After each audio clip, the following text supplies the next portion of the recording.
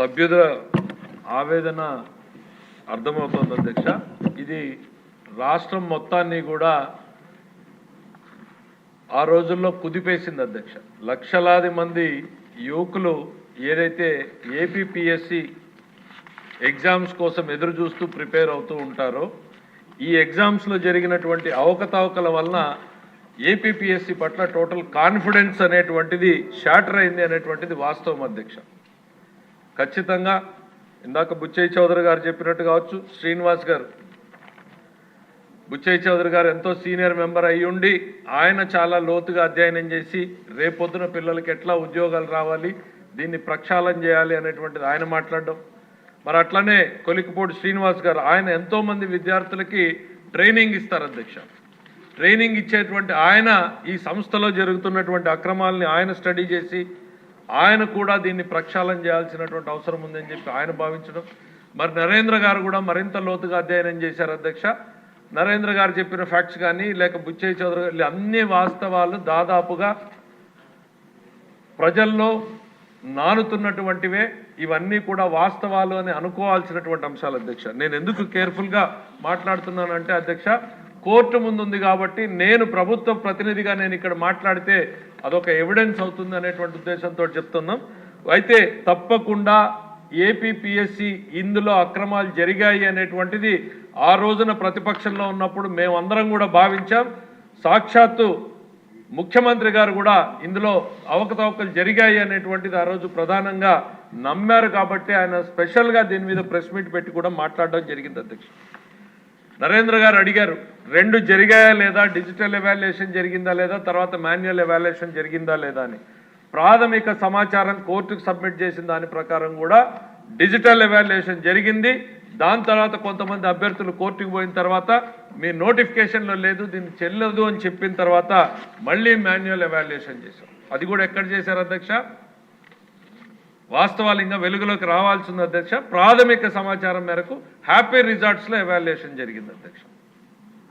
మనం చూసాం అధ్యక్ష, చిన్నప్పుడు 10th క్లాస్ ఎగ్జామ్స్ రాస్తే ఎవాల్యుయేషన్ సెంటర్ ఎక్కడుంది ఏంటి అని అంటే అది ఏ గవర్నమెంట్ కాలేజో ఎక్కడో ఉండేది.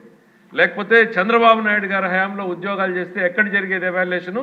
జేఎన్టీయూలో జరిగేది. అత్యంత పకడ్బందీ నిర్వహణ మధ్య జరిగేటువంటిది. ఇక్కడ హ్యాపీ రిజార్ట్స్లో ఎవాల్యుయేషన్ జరిగింది అనేటువంటిది ప్రాథమిక ఆధారాలని కోర్టు కూడా నమ్మింది అధ్యక్ష.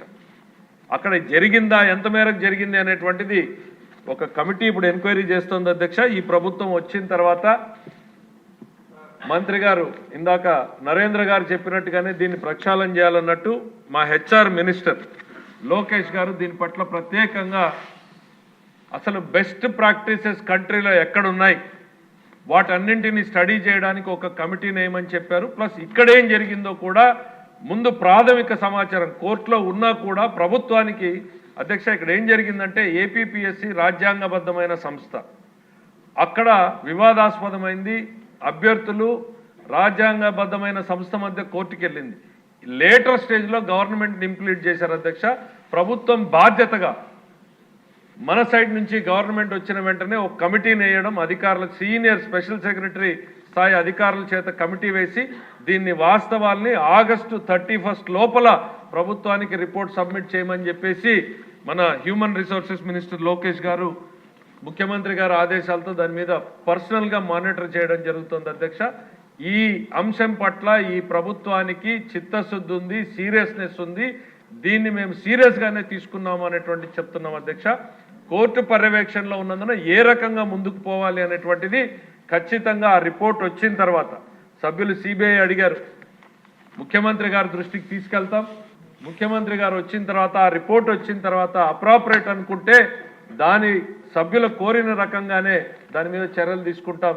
లేదు ప్రత్యామ్నాయంగా ఆ నష్టపోయినటువంటి అభ్యర్థులు నిజంగా ఇందులో నష్టం జరిగింది అనండి మనకు ప్రాథమిక సమాచారం వస్తే ఏ రకంగా సరిదిద్దాలి అనేటువంటిది కూడా సభ్యుల కన్సల్టేషన్ కూడా ఏర్పాటు చేస్తాం అధ్యక్ష. ఎందుకంటే ఈ గవర్నమెంట్లో లేక ఇక్కడ ఉన్నటువంటి సభ్యుల్లో చాలా మందికి యూత్ పట్ల ఒక కమిట్మెంట్తో ఉన్నారు అధ్యక్ష. మీతో సైతం మొదలుకొని మీరు ఎప్పుడు మాట్లాడినా కూడా ఓపెన్ అడ్రస్లో మాట్లాడతారు అధ్యక్ష. Youth is the future of the state and nation అనేటువంటిది. మరి అదే రకంగా మా గవర్నమెంట్ కమిటెడ్గా ఉంది.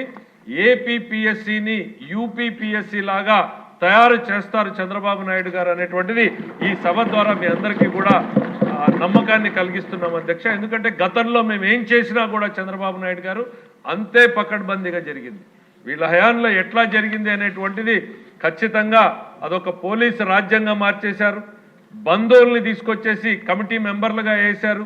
ఇవన్నీ కూడా వాస్తవాలు అధ్యక్ష. సభ్యులు చెప్పినటువంటివి బహుశా లిమిటేషన్ ఉండి చాలా తక్కువ మాట్లాడగలుగుతున్నారు అనుకుంటున్నా అధ్యక్ష. సభ్యుల ఆవేదన ఖచ్చితంగా ప్రభుత్వానికి అర్థమైంది. దాని పట్ల ఆ ఎంక్వైరీ రిపోర్ట్ కోసం మేము వెయిట్ చేస్తాం.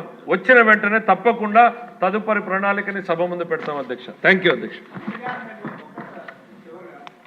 కాదు మీరు టైము అబ్జర్వ్ చేయండి కొంచెం.